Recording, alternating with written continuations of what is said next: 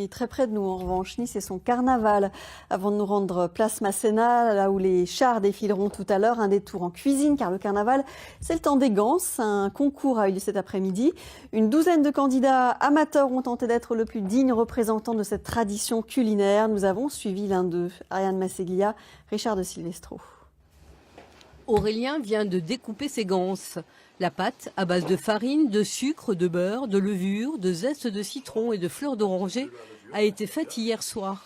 Il lui a fallu un long temps de pouce, comme il dit, une recette qu'il tient de sa grand-mère, comme la forme de ses ganses.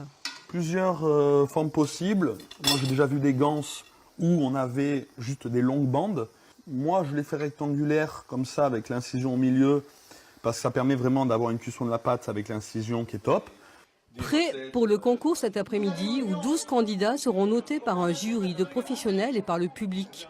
Parmi eux, une Italienne et une Tunisienne. Et chacun a son petit truc, bien évidemment. Je mélange les zestes de citron avec les zestes d'orange. Ça donne un goût, je vous dis pas. Chacun a sa recette. Je crois qu'il y a un dicton, je me rappelle plus lequel, il y a autant de ganses que de personnes qui en font un truc comme ça.